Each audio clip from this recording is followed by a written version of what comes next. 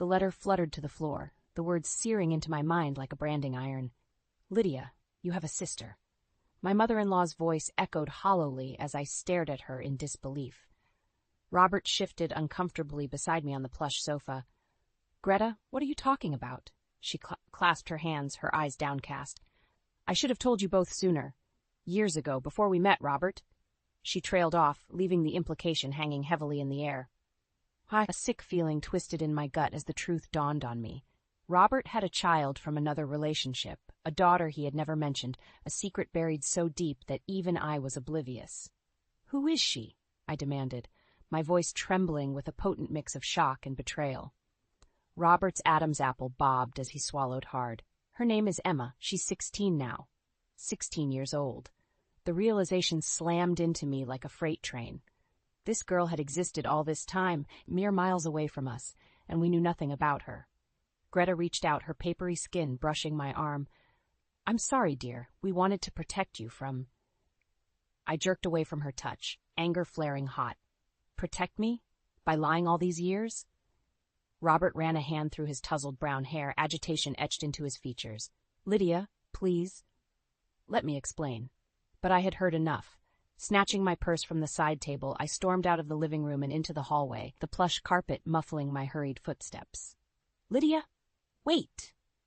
Robert called after me, but I kept moving, yanking open the front door and bursting out onto the sun-drenched porch. The peaceful tree-lined street mocked me with its tranquility as I paced back and forth, drawing in deep, shuddering breaths. How could he have done this? After everything we'd been through together, building our life, our family. The crunch of gravel underfoot made me spin around. Robert stood at the edge of the driveway, hands shoved into his pockets, a muscle twitching in his jaw. Talk to me, he pleaded, his hazel eyes boring into mine. Don't shut me out, not now. I opened my mouth, a torrent of recriminations ready to spill forth, but then I caught a glimpse of the diamond solitaire on my left hand, sparkling in the sunlight. A reminder of the vows we had made, the life we had promised to share. Drawing a steadying breath, I met his gaze levelly. Then you'd better start explaining. All of it, Robert. No more lies, no more secrets. I deserve to know the truth. His shoulders sagged, and he nodded slowly. You're right. You do. I'll tell you everything, Lydia. I swear it. As I stood there, rooted on that very porch where we had welcomed our firstborn son into the world, I could feel the landscape of our lives shifting irrevocably. The solid ground was crumbling beneath my feet, and I had no choice but to wade into the unknown, seeking answers and bracing for the impact of long-buried secrets.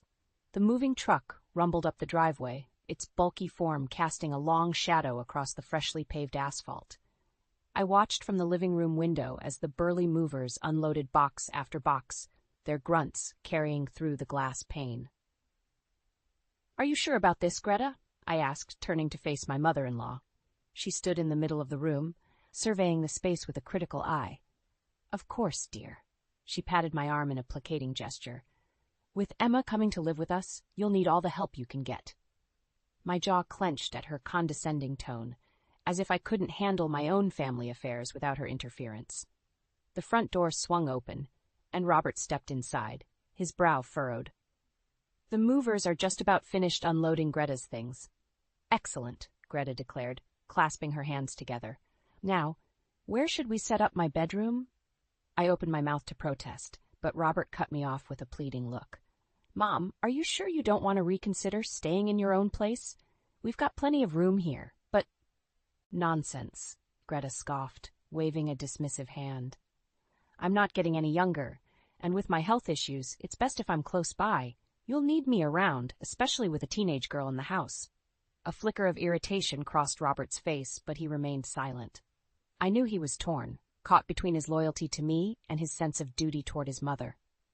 The sound of footsteps on the porch steps made us all turn. A tall, slender girl with long, dark hair stepped into the entryway, her gaze flitting nervously around the room.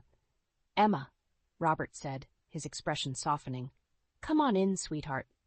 Greta rushed forward, enveloping the girl in a tight embrace. My dear granddaughter, welcome to your new home. Emma stiffened, her eyes finding mine over Greta's shoulder. I offered her a tentative smile, trying to convey a sense of warmth and reassurance. As Greta released her, Emma smoothed her hands over her jeans, her shoulders hunched inward. "Hi," she mumbled, her voice barely audible. "It's so wonderful to have you here," Greta gushed, taking Emma's hands in her own. "We're going to be one big, happy family." A knot formed in my stomach at her words. Happy family? With the way things were unfolding, that seemed like a distant dream. Robert cleared his throat, stepping forward to place a gentle hand on Emma's back. "Why don't I show you to your room? Get you settled in?" Emma nodded, relief flickering across her features as she followed him out of the living room and down the hallway. Greta watched them go, a self-satisfied smile playing on her lips. Then, as if sensing my gaze, she turned to face me, her expression hardening. "Don't worry, Lydia," she said, her voice taking on a steely edge. "I'll make sure everything runs smoothly around here. You can count on me." A shiver ran down my spine at the glint in her eyes. In that moment, I knew Greta's presence in our home was about more than just helping out. She had an agenda, one that threatened to upend the delicate balance I had so carefully cultivated. As I stood there, surrounded by the trappings of the life Robert and I had built together, a sense of dread washed over me. The battle lines were being drawn, and I would have to fight to protect everything I held dear. The days bled into weeks, and a tense undercurrent rippled through our household. Emma remained withdrawn, speaking only when spoken to, and retreating to her room at every opportunity. Greta, on the other hand, seemed to relish her new role as matriarch, inserting herself into every aspect of our lives. "Lydia, dear, have you thought about signing Emma up for extracurriculars?" she asked one morning over breakfast, her tone saccharine sweet. "A girl her age needs structure and activities to keep her grounded." I exchanged a glance with Robert, who shrugged almost imperceptibly. "I was going to discuss some options with her," I replied, keeping my voice level, "but I wanted to give her some time to adjust first." Greta tsked disapprovingly. "Well, don't wait too long. You know how teenagers can be, idle hands and all that." Emma hunched lower in her chair, her gaze fixed on her plate. My heart ached for her. This girl thrust into our lives with no say in the matter. Later that day, as I was folding laundry in the living room, Greta swept in, her footsteps purposeful. "I've been thinking," she announced without preamble. "Emma could use a feminine influence in her life, a strong role model to guide her." I paused, a shirt dangling from my hands as I eyed her warily. "I'm her mother now, Greta. I think I can handle that role just fine." She waved a dismissive hand. Of course. But you have to admit you're a bit unconventional, a modern woman focused on your career." Her gaze drifted pointedly to the nursing textbooks stacked on the end table.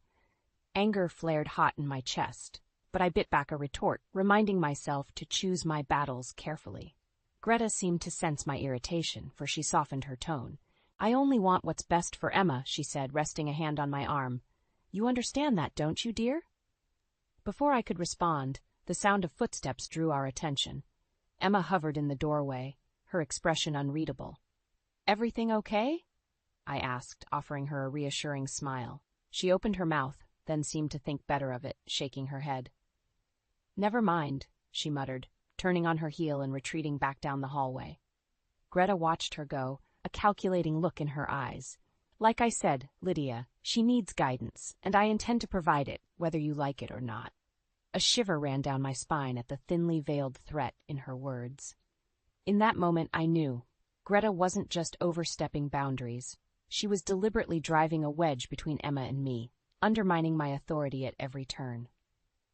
As I stood there, clutching the crumpled shirt in my hands, a hard knot of determination formed in my gut. I wouldn't let Greta win, not without a fight. This was my family, my home, and I would do whatever it took to protect it. The sound of shattering glass jolted me awake. I sat bolt upright in bed, my heart pounding as I strained to make out the muffled voices drifting from downstairs. Robert stirred beside me, his brow furrowed. "What was that?" he mumbled groggily. I threw off the covers, adrenaline coursing through my veins. "Stay here," I whispered, sliding out of bed and grabbing my robe from the foot of the mattress. Creeping down the hallway, I could make out Greta's shrill tones, punctuated by Emma's sullen replies. As I reached the living room, the scene that unfolded made my blood run cold. Shards of broken ceramic littered the floor, the remnants of a once pristine vase. Emma stood in the center of the chaos, her shoulders hunched defensively as Greta loomed over her, fury etched into every line of her face. "You clumsy, foolish girl," Greta raged, jabbing a finger toward the shattered pieces. "Do you have any idea how much that cost? How precious it was to me?" Emma flinched, her gaze downcast. "I'm sorry, I didn't mean—" "Sorry?" Greta cut her off with a harsh laugh. "Sorry doesn't fix anything, does it?" Anger flared hot in my chest, and I surged forward, planting myself between them. "That's enough, Greta," I snapped, my voice laced with steel. "Leave her alone." Greta's eyes widened in outrage, her mouth working soundlessly for a moment before she found her voice. "How dare you take her side? This is exactly why she needs discipline, Lydia. You're far too soft on her." "She's a child," I shot back, my hands balling into fists at my sides.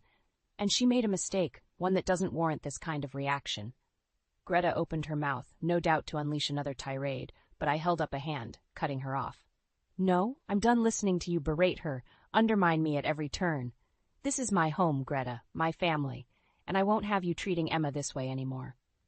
For a long, tense moment, we locked eyes, a silent battle of wills playing out between us. Then, with a derisive snort, Greta spun on her heel and stormed out of the room, her slippered feet slapping against the hardwood floors. Silence descended, thick and oppressive. I turned to face Emma, my anger melting into concern as I took in her pale, stricken expression. "Are you okay?" I asked gently, reaching out to touch her arm. She flinched away from my touch, her eyes glittering with unshed tears. "Why did you do that?" she whispered, her voice trembling. "You didn't have to defend me." My heart clenched at the raw vulnerability in her words. This poor girl, so accustomed to being cast aside, neglected, of course she wouldn't understand someone standing up for her. "Yes, I did," I said firmly, holding her gaze. "Emma, you're part of this family now, whether you believe it or not, and I'll always have your back, no matter what." A flicker of emotion crossed her features, there and gone in an instant. Then, with a jerky nod, she turned and fled the room, leaving me standing amid the shattered remains of Greta's precious vase. As I stared at the broken pieces, a grim sense of determination settled over me. This was just the beginning. Greta's true colors were starting to show, and I knew her actions would only escalate from here. But I was ready, prepared to fight for what was mine with every ounce of strength I possessed. The battle lines had been drawn, and there would be no turning back. The envelope sat innocuously on the kitchen counter, its contents promising to upend everything I thought I knew. With trembling fingers, I tore it open, my breath catching in my throat as I scanned the documents inside. Pages upon pages of financial records detailing Greta's assets and investments, all meticulously organized in her familiar looping script. At first glance, it seemed like a straightforward portfolio, the kind of paperwork one would expect from a widow managing her late husband's estate. But then I saw it, a series of notations and calculations, outlining what appeared to be a plan to liquidate her holdings and funnel the proceeds into a new trust, a trust with both her name and Robert's listed as beneficiaries. My hands went numb, the papers fluttering to the countertop as the full weight of Greta's machinations slammed into me. This wasn't just about asserting control over the household. She was positioning herself to take control of our finances, our future. The sound of footsteps made me whirl around. Emma hovered in the doorway, her brow furrowed as she took in my stricken expression. "What's wrong?" she asked hesitantly. I opened my mouth, but no words came out. How could I explain the depths of Greta's betrayal, the insidious way she had wormed her way into our lives under the guise of family? Scooping up the papers, I brushed past Emma and headed for the living room, my steps fueled by a simmering fury. Greta looked up from her knitting as I entered, her eyes narrowing at my thunderous expression. "Lydia, dear, whatever is the matter?" I flung the documents onto the coffee table, watching as they scattered across the polished surface. "This is the matter, Greta," I bit out, my voice trembling with barely contained rage. "Your little scheme to bleed us dry and take everything we've worked for." Comprehension dawned on her features, swiftly replaced by a mask of indignation. "How dare you accuse me of such things?" she blustered, rising to her feet. "I'm simply trying to secure my future, ensure I'm taken care of in my old age." "By stealing from your own son?" I shook my head in disgust. You're unbelievable, Greta. Utterly shameless. Her eyes flashed dangerously. Watch your tone with me, girl. You have no idea what I've sacrificed for this family. Sacrificed? The word tasted bitter on my tongue. All you've done is take, and manipulate and undermine everyone around you for your own selfish gain. Greta opened her mouth, no doubt to unleash another torrent of vitriol, but I held up a hand, cutting her off. Save it. I'm done listening to your lies. I turned on my heel, my heart pounding in my ears. This ends now, Greta. One way or another, it all ends. As I stalked away, leaving her sputtering in outrage behind me, a grim sense of determination settled over me. Greta had shown her true colors, and there was no going back. No more playing by her rules, no more letting her run roughshod over my life. It was time to fight back, to protect what was mine at all costs. The gloves were finally off, and I intended to emerge victorious, no matter how high the stakes. I paced the length of the living room, my footsteps muffled by the plush carpet as I waited for Robert to return home. The damning evidence of Greta's schemes lay strewn across the coffee table, a stark reminder of the battle lines that had been drawn. The sound of the front door opening made me whirl around. Robert stepped inside, his brow furrowing as he took in my tense posture. Lydia? What's going on? Without a word, I gestured toward the papers scattered across the table. He crossed the room, his frown deepening as he scanned the documents. These are Mom's financial records, he murmured, glancing up at me with a puzzled expression. Why are you looking at? His voice trailed off as realization dawned, his face paling. Oh, God, she's trying to take everything, isn't she? I nodded grimly. It's all right there, Robert. Her plan to liquidate her assets and set up a new trust with both of your names on it. He sank onto the couch, cradling his head in his hands. I can't believe she would do this. My own mother. Sympathy tugged at my heart, but I tamped it down, hardening my resolve. Believe it, I said, my voice steely. Greta has shown her true colors, and we can't afford to be blind to them any longer. Robert looked up, his eyes haunted. What are we going to do? I drew in a deep breath, steeling myself for the confrontation ahead. We're going to stop her once and for all. But I need you with me on this, Robert. No more wavering, no more divided loyalties. It's us against her now. He held my gaze for a long moment, conflict flickering across his features. Then, with a slow nod, he straightened his shoulders. You're right. I'm with you, Lydia. All the way. A sense of grim satisfaction washed over me. United, we stood a chance against Greta's machinations. Divided, she would surely tear us apart. Over the next few days, we strategized, poring over the financial documents and mapping out our counterattack. I knew we had to move swiftly before Greta could make her next move. Finally, the plan was in place. I took a deep breath, squaring my shoulders as I strode into the living room, where Greta sat knitting by the window. Greta, I said, my voice ringing with authority, we need to talk. She looked up, her eyes narrowing at my tone. About what, dear? About your little scheme to take over this household and everything we've worked for. I gestured toward the documents arrayed on the coffee table. The game is up, Greta. We know exactly what you've been plotting. For a moment she remained impassive, her expression carefully blank. Then, slowly, a sly smile curved her lips. Well, well, she purred, setting aside her knitting needles. I see you've been a busy little bee, haven't you? Robert stepped forward, his jaw set in a hard line. It's over, Mom. We're not going to let you manipulate us anymore. Greta's eyes flashed with contempt as she rose to her feet, drawing herself up to her full height. You ungrateful boy, she spat. After everything I've done for this family, you turn on me like this? I held up a hand, cutting off her tirade.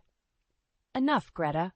We're done playing by your rules. From now on, things are going to be different around here, or you can pack your bags and leave. Her gaze shifted to me, her lip curling in a sneer. Is that a threat, Lydia? It's a promise, I shot back, holding her stare without flinching. The choice is yours, but make no mistake, I will protect what's mine, no matter what it takes. For a long, tense moment, we remained locked in a silent battle of wills.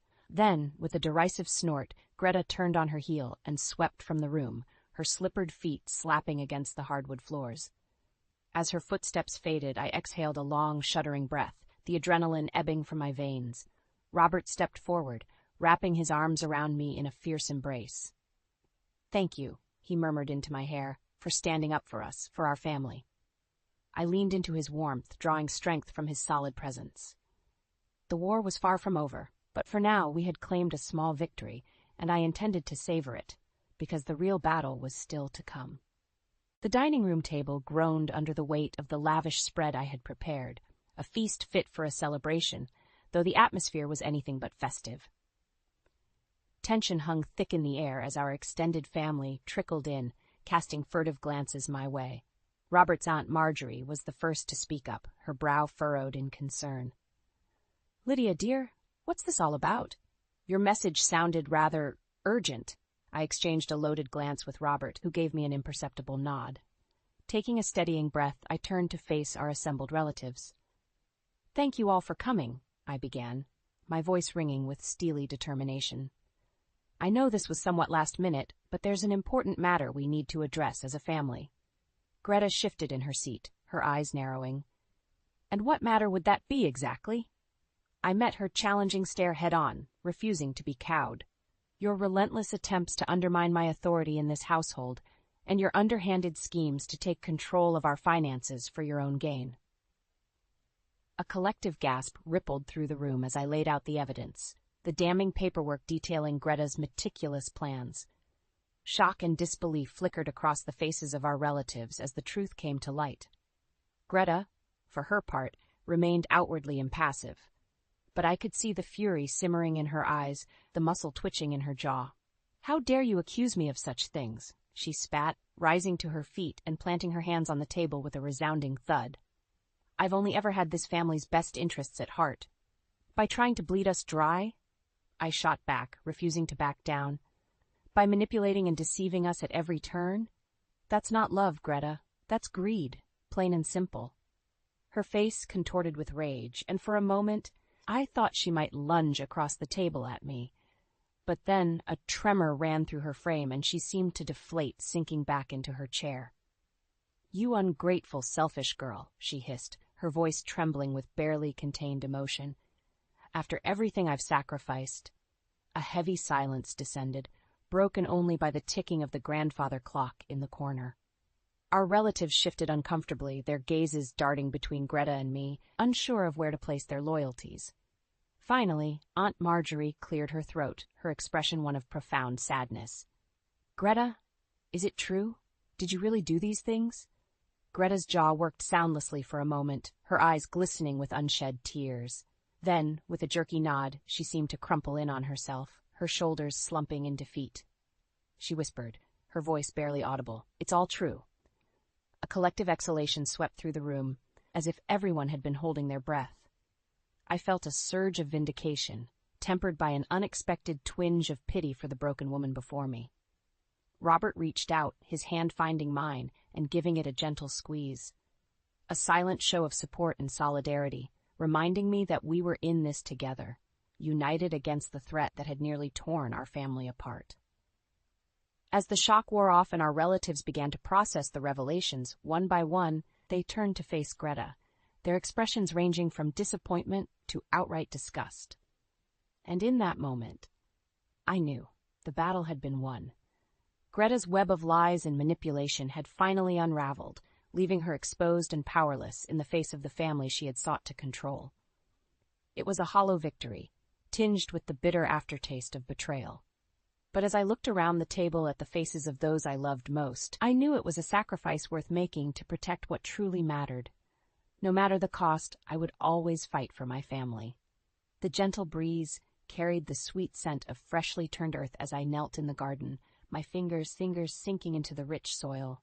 Beside me, Emma crouched, carefully arranging a cluster of vibrant petunias in the raised bed we had constructed. "Like this, Mom?" she asked, glancing up at me with those wide, earnest eyes that still made my heart clench with a bittersweet pang. A year ago, I never could have imagined hearing those words from her lips, the simple endearment a reminder of how far we'd come, of the battles we'd fought, and the wounds we'd healed. "Perfect," I murmured, reaching out to tuck a stray strand of hair behind her ear. Her smile bloomed, radiant and unguarded, and in that moment, the weight of our shared past seemed to lift, if only for an instant. The crunch of footsteps on the patio drew my gaze upward. Robert approached, a tray laden with glasses of lemonade balanced in his hands. His expression softened as he took in the scene before him, and I felt a surge of love and gratitude for this man who had stood by my side through it all. "Thought you two could use a refreshment break," he said, setting the tray down and sinking onto the edge of the garden bed. Emma immediately reached for a glass, gulping down the tart liquid with unabashed enthusiasm. I chuckled, shaking my head in fond exasperation before claiming a glass of my own. As I sipped the cool beverage, my gaze drifted across the meticulously tended flower beds and neatly trimmed hedges that bordered our property. This sanctuary, our home. It had nearly been torn from our grasp by the very person who should have cherished it most. Greta's absence hung like a specter, her manipulations and betrayals casting a long shadow over the hard-won peace we had finally achieved. But in the end, her greed and selfishness had been her undoing, driving her from our lives in a blaze of bitter recriminations. "You okay?" Robert's voice, soft and concerned, drew me from my reverie. I mustered a smile, reaching out to give his hand a reassuring squeeze. "I'm fine. Just thinking about how far we've come." His expression sobered and he nodded slowly. "It hasn't been easy, has it? But we made it through together." Emma set down her empty glass, her brow furrowing as she studied our somber expressions. "Are you talking about Greta again?" The question, posed with the guileless candor of youth, struck a chord deep within me. So much had been sacrificed, so many battles waged, all to protect this remarkable young woman from the toxic influence of my former mother-in-law. "Yes," I said simply, holding her gaze. "But that's all in the past now. Greta made her choices, and we made ours, to stand together as a family, no matter what." Emma's features softened, and she inched closer, resting her head on my shoulder in a rare display of affection. "I'm glad you did. I don't know where I'd be without you guys." A lump formed in my throat as I wrapped an arm around her slender frame, drawing her close. Robert reached out, his calloused palm cradling my cheek as he leaned in to press a tender kiss to my forehead. In that moment, surrounded by the vibrant blooms and the ones I loved most, I knew that no matter what challenges lay ahead, we would face them united. A family bound not by blood, but by an unbreakable bond forged in the fires of adversity. We had won our battle against Greta's toxic influence, emerging battered but unbroken. And as I looked into the hopeful faces of my husband and daughter, I silently vowed that nothing would ever threaten the sanctuary we had created, the home we had fought so fiercely to preserve. This was our new beginning, our chance to heal and grow, and I intended to nurture it with the same fierce devotion I had shown in defending it from those who sought to destroy us.